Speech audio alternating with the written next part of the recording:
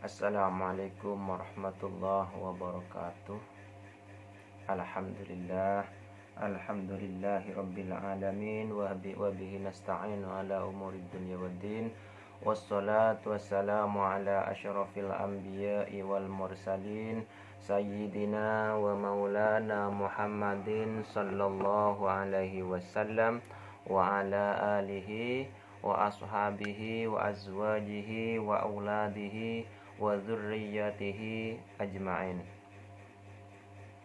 Faqad qala Allah Ta'ala fi kitabihil karim wa nunazzilu minal qur'ani ma huwa shifaa'un wa rahmatul lil mu'minin wa la yazidudz zalimina illa khasara.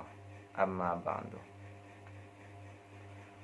Alhamdulillah teman-teman semuanya, dimanapun berada kita bisa berjumpa lagi yang insya Allah lebih baik keadaannya dari kemarin. Mudah-mudahan yang sedang sakit semuanya segera disembuhkan oleh Allah Subhanahu wa Ta'ala.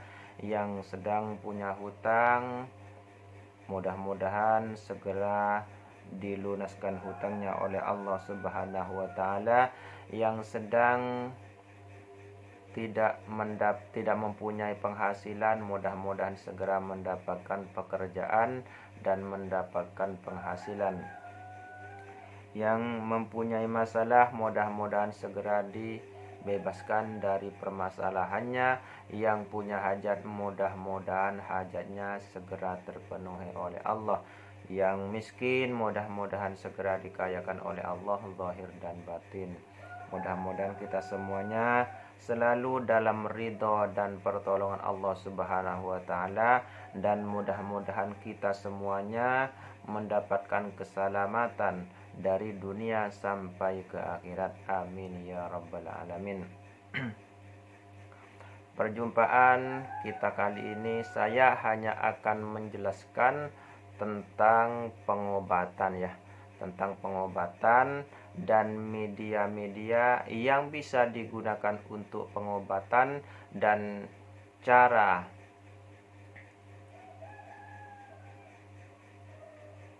mengeluarkan benda-benda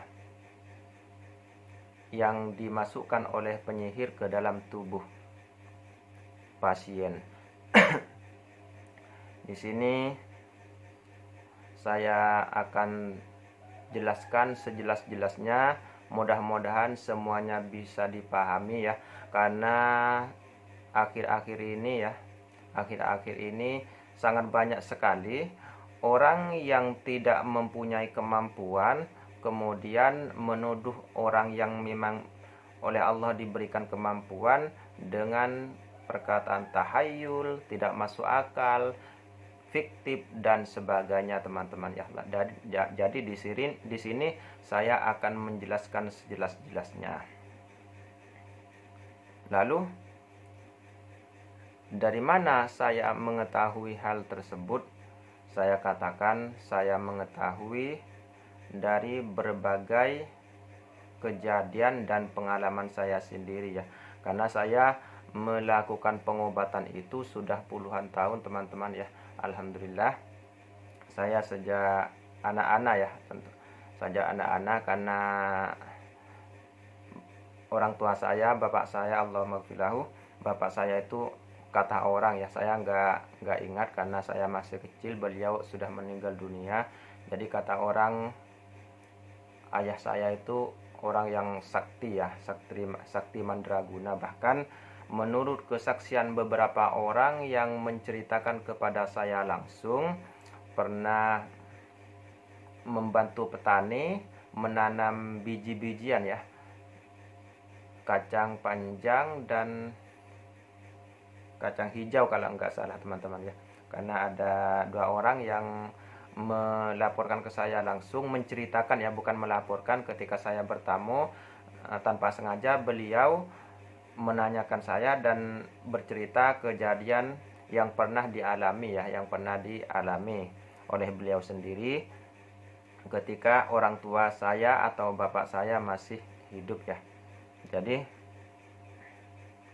ketika itu menurut cerita kedua orang tersebut ini tempatnya berbeda ya teman-teman. Tempatnya berbeda, yang satunya di Kalimantan yang pernah dibantu,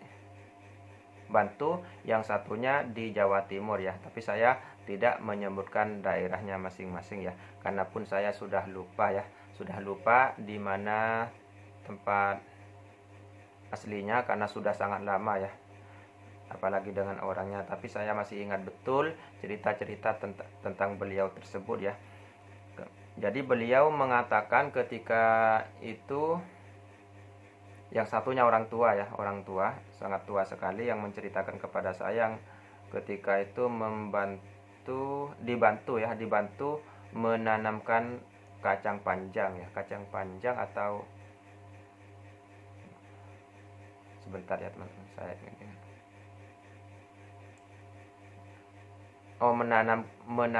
Membantu menanamkan kacang hijau ya teman-teman. Ketika itu orang sepuh tersebut ingin menanam kacang hijau di ladangnya, kemudian datanglah ayah saya ya, ayah saya yang ingin membantunya, sehingga orang tersebut bercerita kepada saya, orang tersebut menolak untuk dibantunya, akan tetapi ayah saya agak memaksa untuk membantunya karena ingin meringankan orang tersebut ya. Dan setelah selesai, singkat cerita, setelah selesai menanam, maka almarhum bapak saya itu atau ayah saya itu mengatakan kepada si petani tersebut, "Pak, nanti kalau sudah sore silahkan dilihat lagi ya Pak," katanya. Dan anehnya, dengan izin Allah, kejadiannya memang luar biasa, kata orang tersebut ya. Setelah sore ya, mungkin hampir maghrib atau jam berapa saya sudah lupa ya, diceritakan yang jelas sore ya, ba'da asar. Setelah dilihat, ternyata tanaman yang ditanam oleh almarhum bapak saya tersebut sudah berbuah semuanya teman-teman, kuning ya. Dan itu salah satu kejadian yang diceritakan langsung oleh saksi mata ya, itu bapak saya. Kemudian kalau ada orang yang gila yang dipasung teman-teman, ini sangat banyak yang menceritakan ke saya, karena mungkin kalau zaman dulu ya banyak orang gila dan setiap orang gila itu dipasung. Berbeda dengan orang gila yang sekarang. Kalau sekarang ada orang gila mungkin masuk RSJ ya, rumah sakit jiwa. Kalau dulu mungkin nggak ada teman-teman, saya nggak tahu juga ya. Jadi beliau langsung mengatakan ketika beliau diundang ya untuk mengobati seseorang yang dipasung, maka beliau langsung mengatakan, lepaskan orang tersebut, katanya.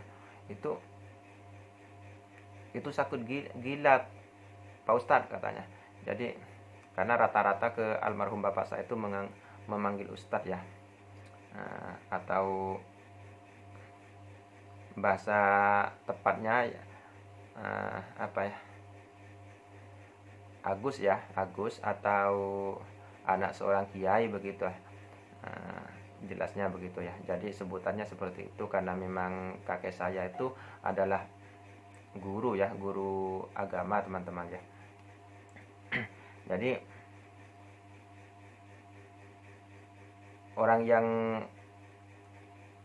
meminta keluarganya diobati lalu mengatakan kepada almarhum bapak saya, "Ini orang gila Ustadz." "Enggak, itu enggak gila, silahkan lepaskan," katanya. "Kalau enggak percaya silahkan dicoba." Ternyata setelah dilepaskan sembuh teman-teman. Jadi rata-rata seperti itu. Hanya ada satu orang yang tidak sembuh. Itu menurut semua kesaksian, yang tidak sembuh itu hanya satu orang teman-teman. Dan satu orang ini tidak sembuh, laki-laki yang berobat, dan beliau punya anak perempuan. Karena sebagai gantinya ya, sebagai gantinya menurut kesaksian orang, mungkin karena merasa malu atau bagaimana ya, jadi anak perempuannya atau anak gadisnya itu dinikahi oleh bapak saya teman-teman. Itu ceritanya ya, itu ceritanya. Jadi bapak saya tuh luar biasa, dan ini hanya sebagian ya. Jadi saya mengetahui seluk beluk pengobatan tersebut ya, mulai saya anak-anak ya, masih anak ya, masih remaja begitu, bukan anak kecil. Karena waktu itu saya masih sekolah SD teman-teman, madrasah sebenarnya ya, bukan SD, yang sederajat dengan SD teman-teman, kelas 5 ya, sekitar kelas 5 teman-teman, kelas 5 atau kelas 4. Jadi setiap ada teman saya yang sakit, saya langsung dipanggil minta diobatin ke saya begitu ya teman. Jadi waktu saya masih anak-anak ya, masih remaja tersebut, saya tidak membaca apa-apa teman-teman. Jadi kalau ada orang sakit minta diobati, langsung saya usap saja dan berkata sembuh dengan Bismillahirrahmanirrahim, sembuh dengan izin Allah, udah. Karena memang saya nggak tahu doanya ya, nggak tahu apa-apa ya. Jadi ini hanya singkat cerita ya, singkat cerita saja. Jadi teman-teman, ingin saya tegaskan di sini bahwa yang namanya sihir itu ada sesuai dengan nas Al-Quran dan hadis Rasulullah SAW. Itu sudah jelas ada ya. Dan yang namanya tukang sihir, yang namanya sihir atau tukang sihir itu pasti dibantu makhluk gaib yang namanya setan atau jin kafir ya. Bisa saja jin kafir itu berbentuk siluman, gendruwo dan sebagainya teman-teman ya. Yang pasti semua penyihir itu dibantu oleh jin-jin kafir tersebut teman-teman ya. Itu pasti ya teman-teman ya, pasti. Atau jin yang fasik, walaupun tidak kafir tapi fasik ya teman-teman. Itu yang suka membantu penyihir-penyihir teman-teman ya. Jadi untuk orang yang disihir biasanya akan sesuai dengan yang dikirim ya, akan keluar paku, keluar besi, keluar kawat dan sebagainya teman-teman ya. Dan ini jelas ya, jelas ada dan memang begitu kenyataannya ya. Karena memang yang namanya penyihir itu dibantu makhluk gaib, makhluk halus ya, atau jin, dan mereka lah yang membawa benda-benda tersebut ke dalam tubuh korban teman-teman ya. Sehingga untuk orang yang diberikan kelebihan oleh Allah mampu melihat perkara-perkara gaib tersebut, karena sejatinya tidak ada yang mengetahui perkara gaib kecuali Allah ya. Kecuali Allah, dan tentunya orang-orang yang diberikan pengetahuan oleh Allah. Begitu teman-teman ya. Jadi sangat mudah untuk mengeluarkan benda tersebut ya teman-teman ya. Dan itu bukan mustahil, bukan mustahil. Jadi siapapun bisa percaya, namun juga tidak dipaksakan teman-teman, karena memang ini adalah bagian dari keimanan teman-teman ya. Jangankan benda-benda seperti itu kita harus percaya ya, sedangkan Tuhan sendiri banyak yang nggak percaya ya Allah. Jadi sangat banyak sekali orang-orang yang tidak percaya kepada Allah ya, tidak percaya kepadanya Tuhan. Bagaimana mungkin percaya ke benda atau ilmu begituan teman-teman, karena yang seharusnya lebih dipercaya Tuhan yang menciptakan itu semua teman-teman. Jadi itu sangat mudah. Nanti saya akan ceritakan di bagian akhir insyaallah ya.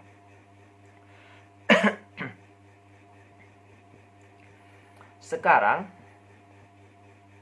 untuk pengobatan, baik itu medis maupun non medis ya, itu bisa menggunakan apa saja teman-teman, sesuai keyakinan kita yang pertama, yang kedua sesuai kemampuan kita teman-teman ya.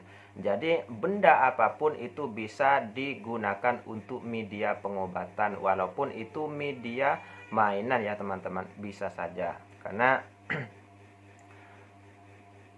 selama ini yang saya alami teman-teman, jadi kadang-kadang kalau ada orang yang berobat ya, biasanya yang paling sering saya gunakan hanya minyak ya teman-teman. Jadi walaupun pengobatan jarak jauh ataupun yang datang langsung, jadi yang paling banyak itu saya suruh usapin minyak lah, atau garam lah, atau apa.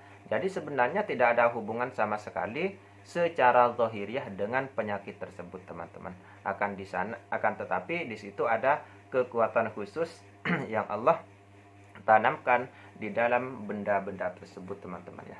Yang bisa dibuka kekuatan tersebut dengan izin Allah juga, teman-teman. Sehingga apabila kekuatan satu benda terbuka dengan izin Allah, maka akan mampu mengusir penyakit dari dalam tubuh dan bisa mengobati orang yang sakit tersebut dengan izin Allah, teman-teman ya. Jadi tidak ada bedanya benda ini palsu atau benda ini asli ya, teman-teman. Karena hakikatnya yang menyembuhkan itu hanyalah Allah Subhanahu wa taala. Sedangkan yang palsu itu juga ciptaan Allah, akan tetapi dikelola oleh manusia, teman-teman.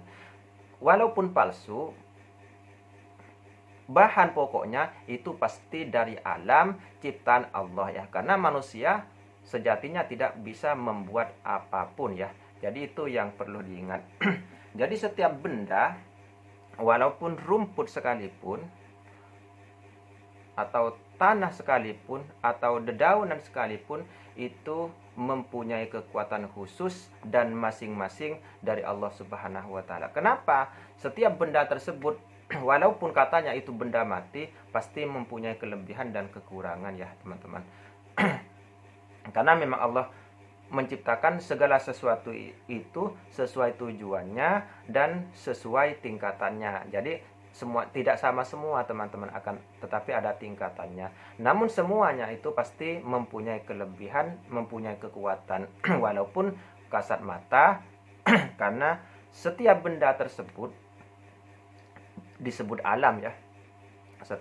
Setiap makhluk itu disebut alam, dan semua alam itu atau benda tersebut diciptakan oleh Allah dengan firman-Nya kun ya.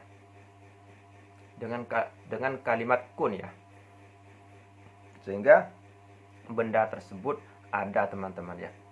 Otomatis dengan perintah atau dengan ucapan kun dari Allah, maka otomatis benda tersebut akan jadilah sesuai yang diinginkan Allah. Sedangkan kita sendiri tidak mengetahui benda tersebut tujuannya untuk apa saja. Akan tetapi bisa kita mengetahui setelah kejadian ya, teman-teman. Ternyata itu tujuannya. Dan itu pun sangat sedikit ilmu yang bisa gali atau bisa kita ketahui dari hal tersebut, teman-teman ya. Karena ilmu Allah itu tanpa batas. Jadi kita ini jangan pernah mempermasalahkan seseorang yang menggunakan media-media tertentu. Nah, jadi walaupun itu benda palsu ataupun asli, itu tidak ada bedanya, teman-teman ya. Bahkan saya masih ingat betul, saya waktu itu melakukan pengobatan di daerah Kalimantan ya, di daerah Kalimantan Barat ya, di Singkawang kalau nggak salah. Waktu itu di Singkawang dengan paman saya, Allah maghfirlahu, paman saya Ustadz Pemble ya. Beliau adalah orang yang diberikan kasyaf oleh Allah, yang kesabarannya luar biasa, teman-teman. Jadi walaupun ada kejadian apa, beliau hanya tersenyum ya, teman-teman. Namun dengan izin Allah, otomatis orang yang menyakiti beliau sebagian sakit sendiri, teman-teman. Karena memang beliau berpasrah kepada Allah. Jadi yang membalaskan itu Allah, teman-teman ya. Jadi saya masih ingat betul, ada seorang pasien yang jualan di tempat itu, teman-teman. Yang jualannya tidak laris sama sekali, teman-teman. Jadi ketika itu di malam hari ya, sekitar jam 9 malam atau jam 10 malam, saya sudah lupa, teman-teman ya. Karena sudah kejadiannya sekitar 20 tahun atau ya sekitar 20 tahun yang lalu, teman-teman. Kurang lebih 20 tahun yang lalu. Jadi beliau memerintahkan mencari lidi aren, teman-teman ya. Jadi setelah mendapatkan lidi aren itu dipatahkan, diambil sedikit saja, kemudian dituliskan di bagian jidatnya. Saya tidak tahu apa yang ditulis oleh beliau, tetapi sangat sedikit yang dituliskan. Saya juga kurang memperhatikan ketika itu yang ditulis apa. Setelah itu beliau mengatakan, kamu harus sabar dan harus berhati-hati. Dan harus kuat ya, harus kuat dan harus berhati-hati. Karena kalau kamu tidak kuat, maka kamu pun akan terbawa arus, katanya. Dengan izin Allah luar biasa teman-teman. Jangankan jualannya teman-teman ya. Jadi orangnya sendiri laris manis teman-teman. Semua cewek-cewek berebutan teman-teman.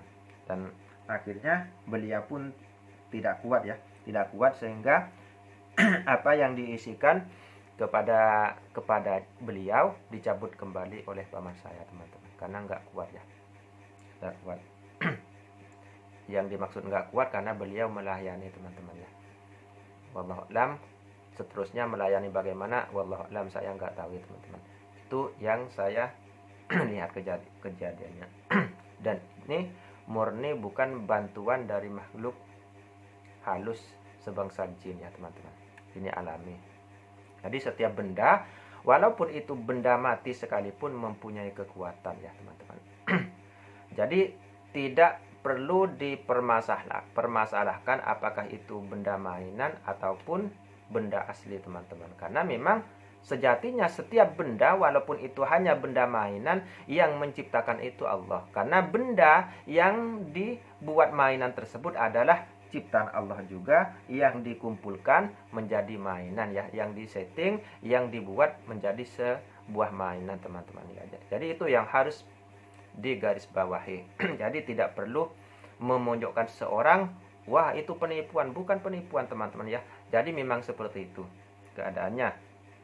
Yang dikatakan penipuan, kalau misalnya menjual ya, menjual barang palsu, itu dikatakan asli, itu penipuan teman-teman. Kalau hanya digunakan pengobatan dan sebagainya, itu bukan penipuan ya. Itu bukan penipuan. Sama dengan sulap, trik, itu bukan penipuan ya. Akan tetapi hiburan atau edukasi dan sebagainya teman-teman. Jadi yang disebut penipuan, kalau kita menjual benda palsu dikatakan benda asli teman-teman ya. Jadi itu berbeda teman-teman ya, sangat berbeda.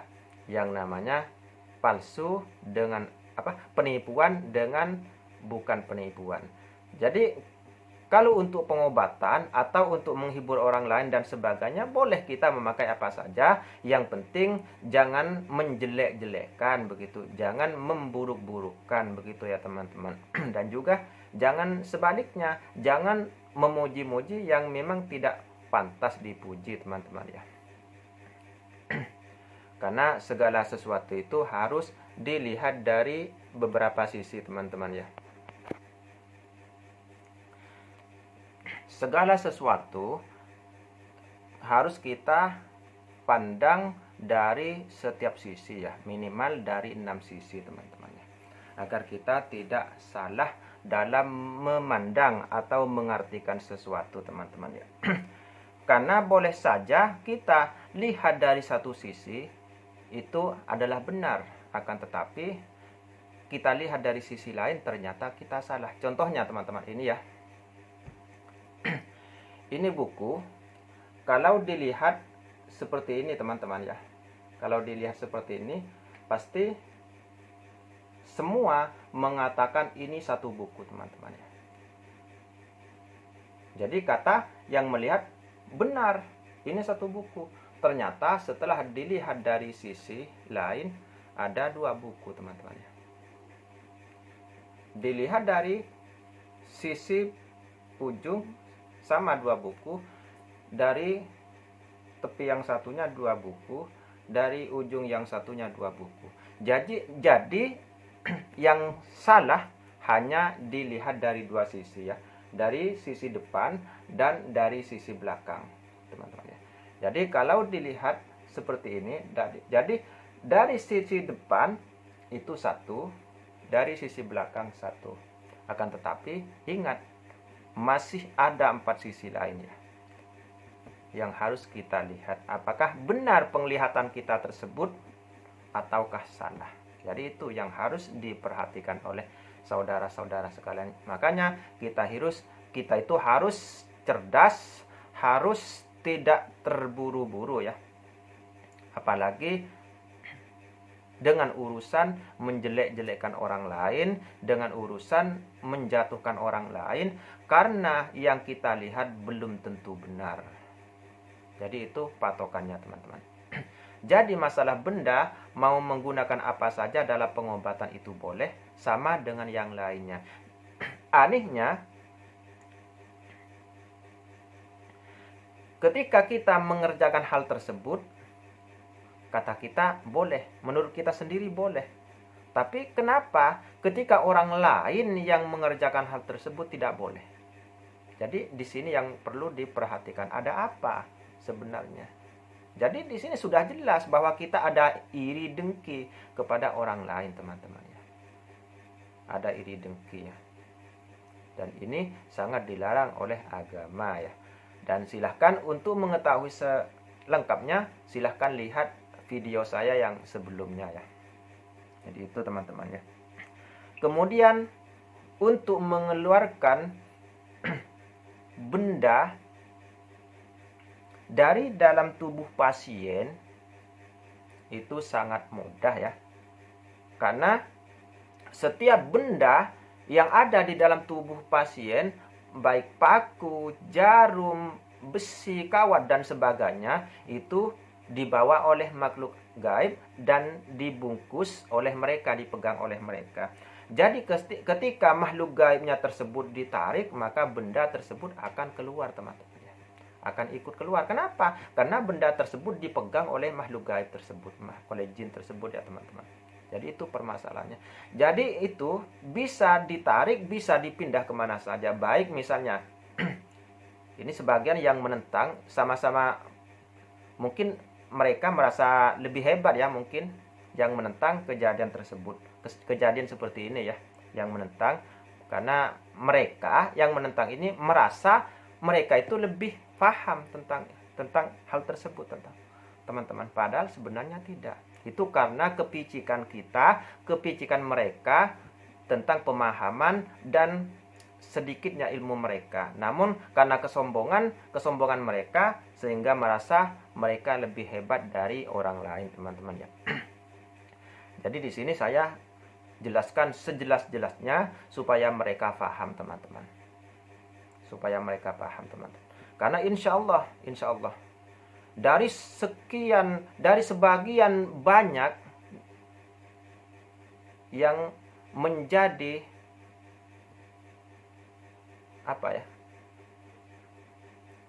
pengobatan ya, yang menjalankan pengobatan, itu dukun ya, istilah sekarang dukun atau paranormal, itu sebagian banyak insya Allah lebih awal saya, teman-teman ya, lebih awal saya. Makanya saya berani mengatakan hal ini. Namun yang pertama karena ada dasarnya, teman-teman, ada dasarnya ya teman-teman. Jadi bukan hanya asumsi saja, akan tetapi ada dasar-dasar dan bukti-buktinya, teman-teman, sesuai dengan yang sudah dikabarkan baik dalam Al-Quran maupun di dalam hadis, teman-teman ya. Jadi karena benda tersebut dipegang oleh makhluk gaib, maka bisa dipindah kemana saja, baik dipindah ke dalam telur, teman-teman ya, bisa dipindah ke dalam degan atau kelapa, bisa dipindah ke dalam pohon. Sama dengan kita melihat satu benda pusaka ya di alam lain. Misalnya di Jakarta, saya tarik ke Jawa Timur, itu bisa. Yang penting kita mempunyai kemampuan untuk itu. Bisa. Kenapa? Karena ada yang menjaganya. Kalau seandainya benda itu kosong, itu sangat sulit, teman-teman. Akan tetapi masih bisa bagi orang yang mempunyai ilmu. Bagaimana caranya? Salah satunya bisa kita memakai khodam kita sendiri, kalau yang mempunyai kemampuan ke situ, teman-teman. Namun kalau hanya tinggi pembicaraannya, tinggi dalam bicara, tinggi dalam promonya, nggak bisa, teman-teman ya, nggak bisa. Jadi semua itu tidak ada yang mustahil, teman-teman, bagi orang yang mempunyai akal. Namun bagi orang yang tidak mempunyai akal, yang kesombongannya lebih tinggi dari pengetahuannya, maka akan menganggap semua orang itu adalah sesat. Semua orang itu adalah rendah. Karena dirinya sendiri yang tinggi. Padahal itu karena kesombongannya. Ingat teman-teman ya, bahwa iblis itu bukan hanya pintar, akan tetapi alim teman-teman. Yang menyebabkan beliau keluar dari sorga itu karena kesombongannya. Jadi harus ingat itu. Jadi yang diusir ke dunia, diusir dari dalam surga itu karena kesombongannya. Bahkan selama-lamanya tidak akan pernah masuk surga lagi, teman-teman. Itu karena kesombongannya. Jadi kalau kita ingin selamat, harus jauhi betul-betul hal tersebut ya. Nah, itu ya. Jadi di sini sudah jelas, setiap benda apapun yang dikirimkan penyantet itu bisa kita pindahkan kemana saja. Sebagaimana kita memindahkan benda gaib yang ada di pohon atau di mana, misalnya keris, batu, akik, dan sebagainya. Sebagaimana bisa kita tarik keluar untuk mendzohirkannya. Jadi begitu juga benda sihir yang dibuat penyihir, yang dikirimkan oleh penyihir ke dalam tubuh seseorang bisa didzohirkan langsung atau bisa dipindah ke benda yang lain.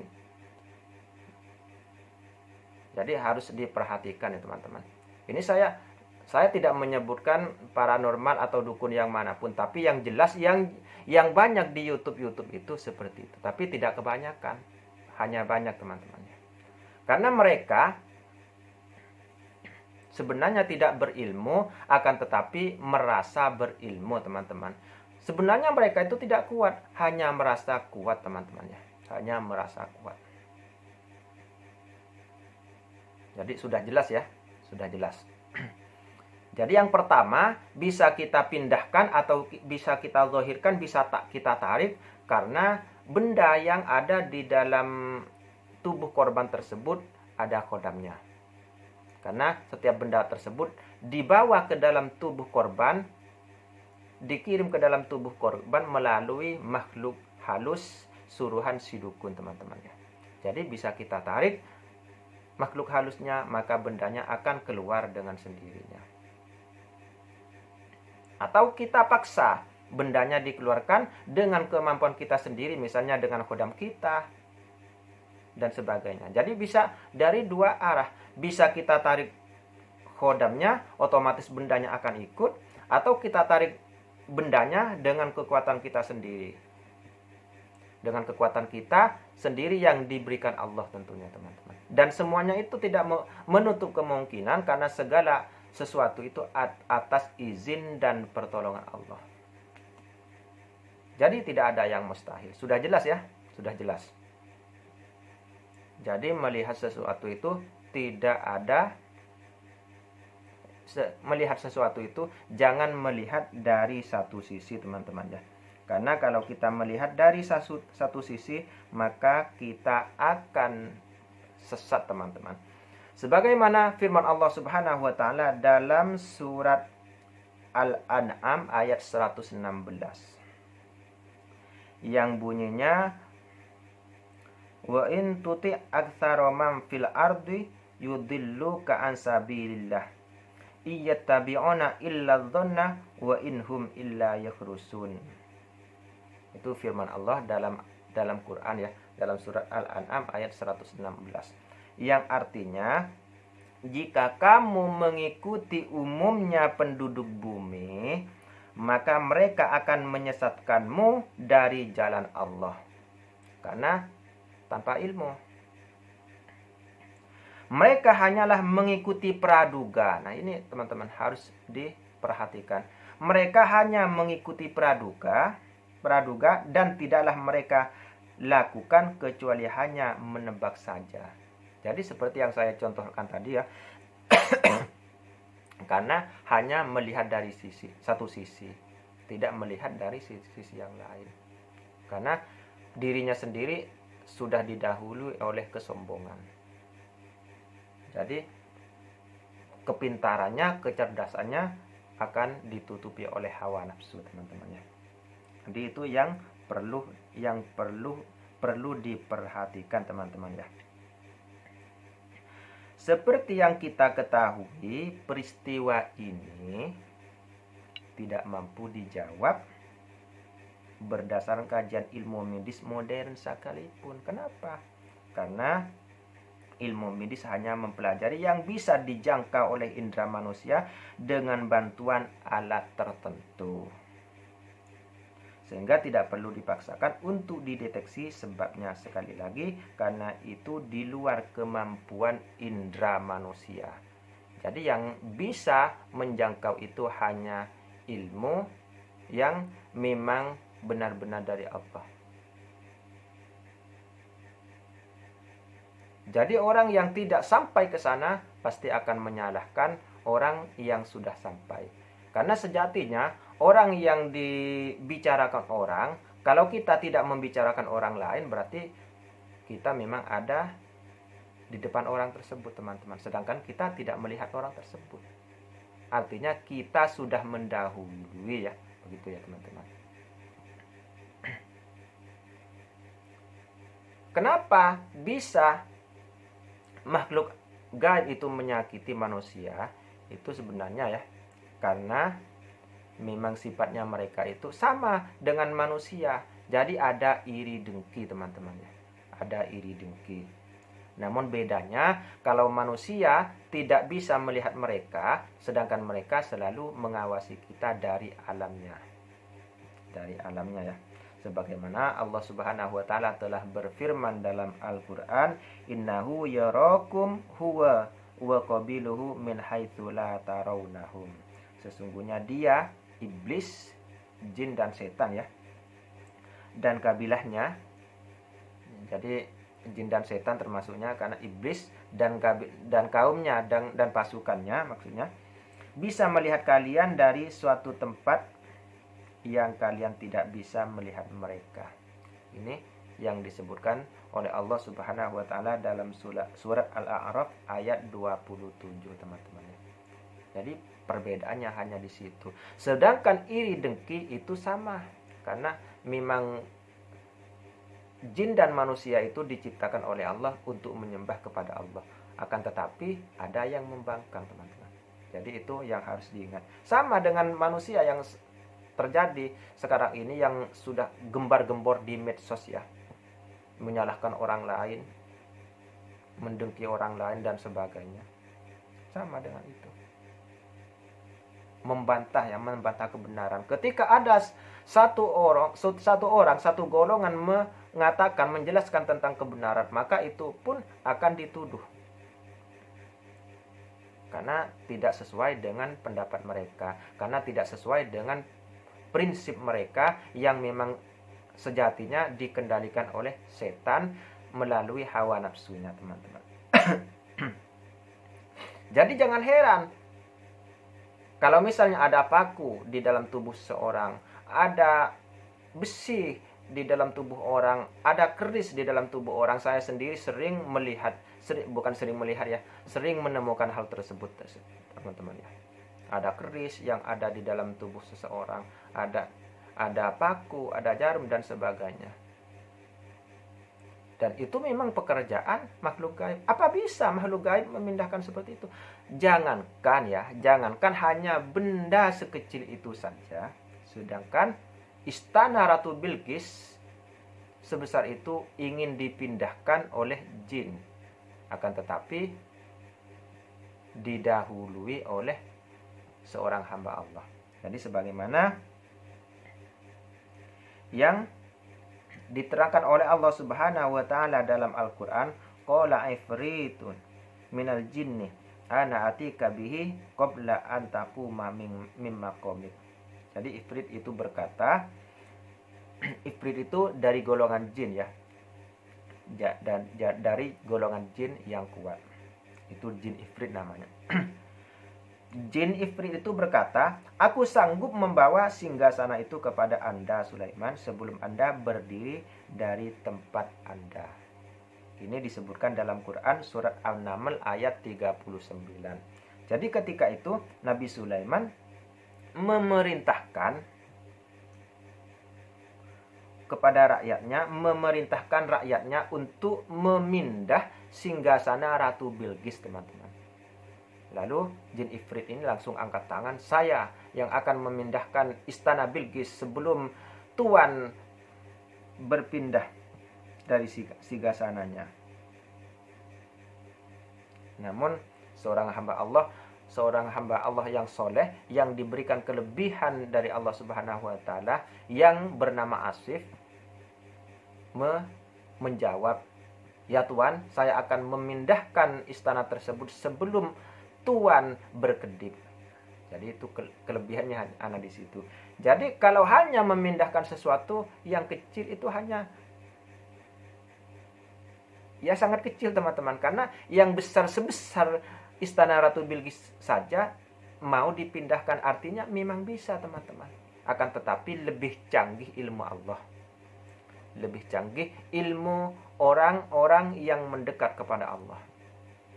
Jadi hanya itu kelebihannya, lebih canggih. Karena di situ ada karomah bagi para wali, ada mukjizat bagi para nabi, ada maunah bagi orang-orang yang istiqomah kepada Allah Subhanahu wa Ta'ala. Namun bagi orang-orang yang tidak istiqomah kepada Allah, itu disebut istidraj. Jadi sama-sama kelebihan, akan tetapi di bawahnya. Jadi yang dimiliki oleh Ifrit tersebut dan termasuk oleh pasukan jin-jin kafir yang dikendalikan oleh tukang sihir yang kerjasama dengan penyihir, itu hanyalah istidraj, teman-teman. Jadi itu masih ada di bawah maunah, ya, ada di bawah maunah. Maunah itu adalah pertolongan Allah, atau pertolongan Allah melalui makhluk Allah juga, melalui misalnya bisa dari malaikat Allah, dari makhluk yang lain, tapi atas perintah Allah. Atau bisa juga langsung pertolongan dari Allah tanpa melibatkan makhluknya. Itu urusan Allah. Jadi kita tidak perlu mencampuri urusan Allah. Tidak perlu kita masuk ke ranah tersebut, karena ranah tersebut bukan urusan kita, teman-teman. Urusan kita hanyalah menjalankan perintah Allah dan menjauhi larangan Allah. Udah, titik, itu saja. Jangan pernah ikut campur dalam urusan Allah. Apalagi menyalah-nyalahkan orang lain, karena sejatinya ilmu kita yang ada di bawah mereka, namun kita sudah berani memposisikan kita ada di atas semua orang. Bahkan merasa dirinya sendiri lebih hebat dari para ulama, yang sudah jelas-jelas Allah Subhanahu wa Ta'ala berfirman dalam Al-Quran bahwa ulama tersebut adalah orang yang lebih takut kepada Allah. Jadi selain ulama tidak ada yang lebih takut kecuali para nabi dan para rasulnya. Jadi semua itu masih di bawah ulama. Itu sudah jelas, teman-teman. Jadi kita harus paham betul bagaimana cara pengobatan, apa saja yang boleh dipakai untuk pengobatan, semuanya boleh. Jangankan hanya benda, teman-teman. Bacaan yang kita baca pun itu boleh memakai bacaan apa saja. Karena sejatinya bacaan ini untuk saya pribadi ya, menurut pandangan saya hanya hiburan. Hanya hiburan untuk kita sendiri. Karena yang menjadi patokan adalah hati kita, sambungan hati kita kepada Allah Subhanahu wa Ta'ala. Apakah bisa? Mungkin sebagian orang mungkin bertanya, tidak mungkin itu bisa. Kalau bukan bacaannya tidak mungkin bisa digunakan untuk itu. Kata siapa? Allahumma yarham. Syekhona Khalil pernah ketika zaman penjajahan tersebut ya, dulu pernah didatangi seorang yang mencari maling, teman-teman ya. Karena ada maling yang selalu beroperasi di malam hari, otomatis ada seseorang yang pergi mendatangi Syekhona Khalil Bangkalan. beliau bertanya kepada beliau, mereka bertanya kepada beliau bagaimana caranya menangkap maling tersebut, teman-teman. Namun di luar dugaan, Syekhona Khalil menyuruh santrinya supaya membelikan obat sakit perut. Jadi kan aneh, tidak ada sambungannya sama sekali, teman-teman. Tidak ada sambungannya sama sekali. Menurut orang yang sempit akalnya. Menurut orang yang merasa hebat padahal tidak hebat. Menurut orang yang sudah kuat tetapi sebenarnya tidak kuat. Karena sebodoh-bodoh orang tersebut, sebodoh-bodoh manusia adalah orang yang merasa hebat. Jadi kejadian tersebut, orang yang datang kepada beliau pun heran karena beliau tidak sakit perut, disuruh minum obat sakit perut. Setelah itu oleh beliau disuruh pulang. Sampai di pertengahan jalan beliau sakit perut dan ingin membuang air besar, teman-teman. Akhirnya beliau mencari tempat untuk buang air besar, kemudian larilah ke tepi sungai. Ternyata maling yang dicari selama ini bersembunyi di situ, teman-teman. Setelah sampai di situ, malingnya ketemu, yang sakit perutnya hilang. Jadi aneh, teman-teman. Jadi bagi orang yang tidak berpikir, yang merasa dirinya sudah mempunyai kemampuan, tidak akan bisa menerima hal-hal aneh seperti itu. Ada juga orang yang melapor kepada beliau, Syekhona Khalil, karena tanamannya selalu dicuri maling. Jadi beliau hanya memberi bacaan koma zaitun.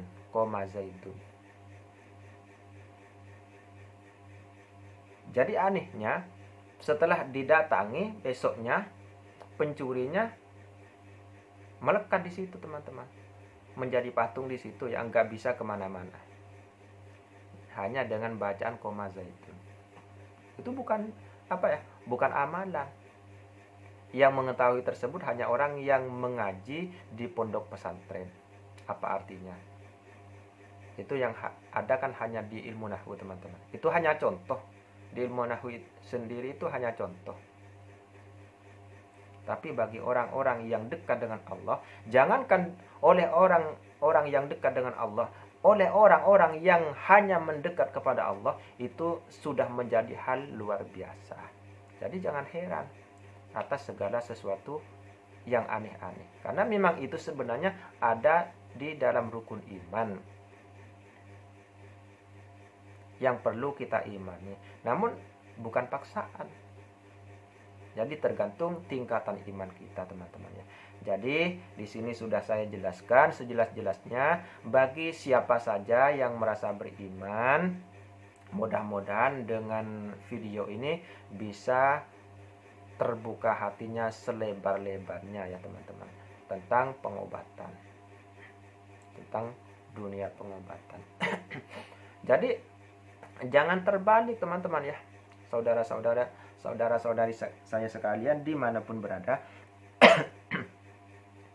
Seperti halnya yang terjadi di belakangan ini, biasanya seorang yang biasa kita lihat, seorang pemain sulap kita puji-puji. Padahal setiap pesulap itu pasti kerjasama dengan jin, teman-teman. Jadi aneh. Orang yang kerjasama dengan jin kita puji-puji. Sedangkan orang yang tidak kerjasama dengan jin hanya karena diberikan ma'unah oleh Allah atau diberikan karomah oleh Allah, kita hinakan. Banyak contohnya seorang kiai ya, seorang kiai dihasut, difitnah dan sebagainya. Banyak sekali agar orang membencinya karena kecemburuan sosial, teman-teman. Yang jelas karena kecemburuan sosial. Nah, hal ini yang oleh Rasulullah Shallallahu Alaihi Wasallam pernah khawatirkan. Pada suatu waktu Rasulullah Shallallahu Alaihi Wasallam bersabda kepada para sahabatnya. Beliau bersabda, di akhir zaman nanti, saya tidak mengkhawatirkan tentang kesyirikan kepada Allah terhadap kalian. Yang dikhawatirkan beliau bukan hal kesyirikan. Jadi para sahabat heran, karena syirik itu adalah hal yang paling besar. Namun beliau bukan mengkhawatirkan hal tersebut. Jadi para sahabat bertanya, wahai Rasulullah, lalu apakah yang dia khawatirkan panjenengan tersebut? Rasulullah SAW bersabda, kurang lebihnya begini ya, karena saya tidak membacakan dalilnya, tidak membacakan hadisnya. Yang saya bacakan arti atau terjemah bebasnya, teman-teman.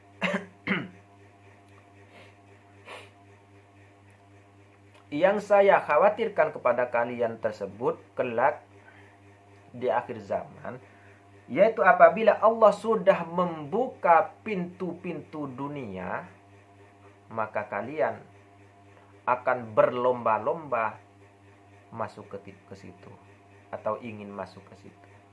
Dan sekarang sudah terbuka, sudah terbukti.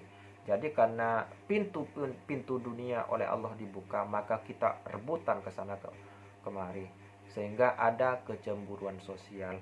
Melihat tetangganya kaya, kita pun ingin kaya. Melihat tetangganya lebih banyak, apa kalau orang jualannya, pelanggannya, kita pun ingin lebih banyak pelanggan dari mereka, sehingga timbullah hati hasud atau dengki, iri dengki kita, sehingga mencari jalan pintas untuk membunuh usaha orang tersebut.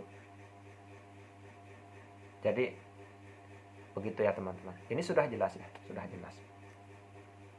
Jadi yang terjadi sekarang ini hanyalah kecemburuan sosial.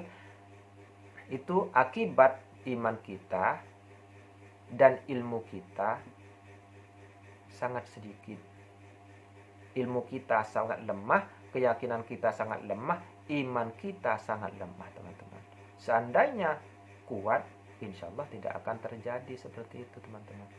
Makanya rajin-rajinlah mengerjakan sholat ya, atau sembahyang, terutama yang difardukan oleh Allah. Jangan mengulur-ngulur waktu, dan sholatlah dengan khusyuk atau tenang, jangan terburu-buru. Karena di setiap sholat, gerakan-gerakan sholat tersebut ada doa, ada zikir, dan ada doa kepada Allah Subhanahu wa Ta'ala untuk kebaikan dan keselamatan kita sendiri dari dunia sampai ke akhirat. Salah satunya doa yang pasti semua orang membacanya di dalam sholat tersebut, namun hanya sedikit sekali yang mampu meresapinya, yaitu ketika membaca tabbit qalbi ala dinikah wa ala ta'atik. Ya Allah, tetapkanlah hati saya, atau kuatkanlah iman saya,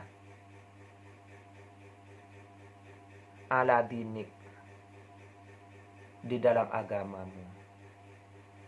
Tetapkan hati saya di dalam jalur agamamu ya Allah, atau di jalur yang engkau ridho ya Allah.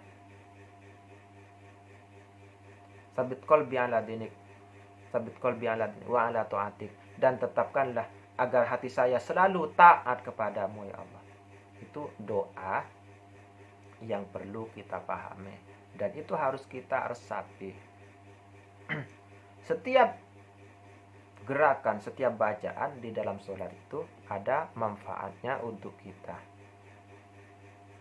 Misalnya doa yang kita baca di antara dua sujud, Rabbighfirli warhamni wajburni warfa'ni warzuqni wahdini wa'afini wa'fu'anni.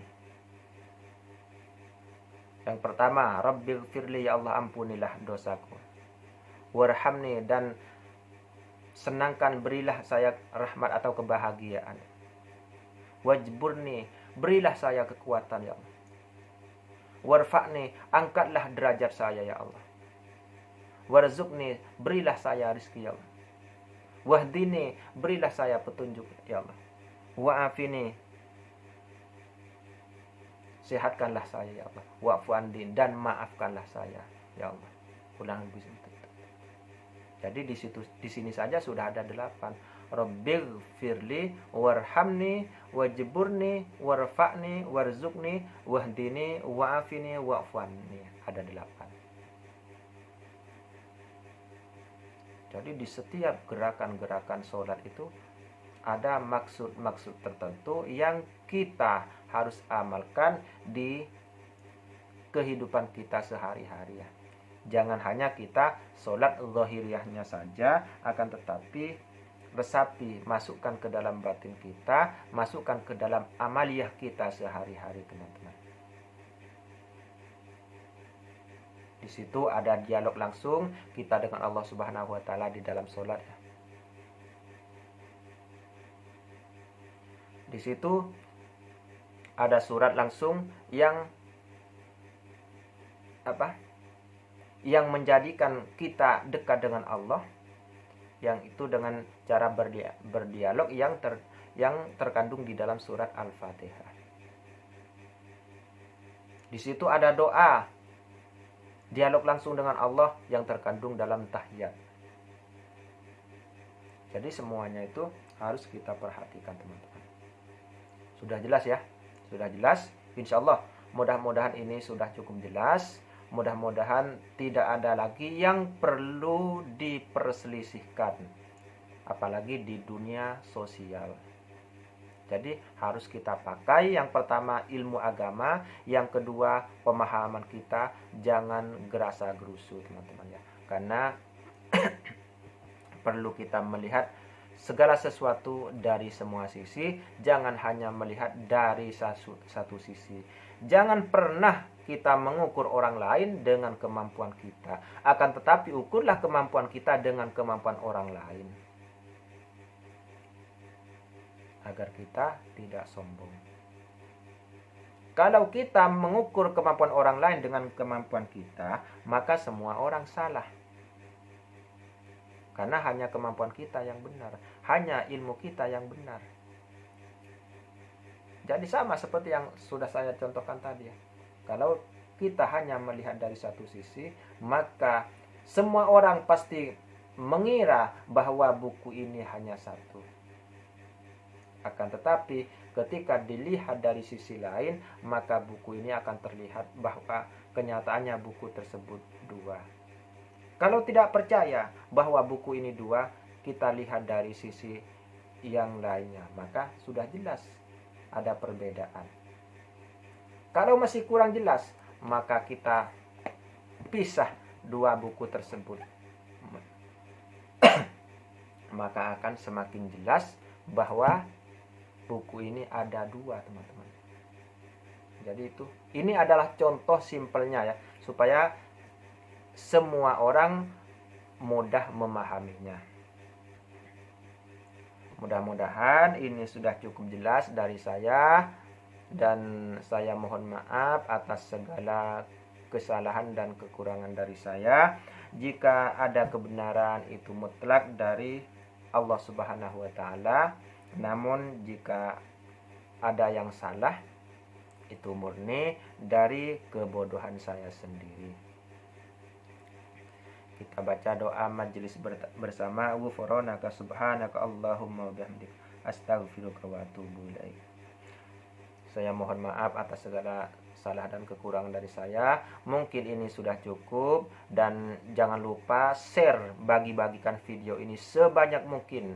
Mudah-mudahan ini menjadi amal jariah, mudah-mudahan menjadi amal yang selalu mengalir untuk kita. Karena jika ada satu orang pun yang sadar dengan cara mendengarkan video ini, dengan sebab oleh Anda disebarkan, dengan sebab video yang disebarkan oleh Anda, maka Anda pasti mendapatkan pahala dengan izin dan pertolongan Allah.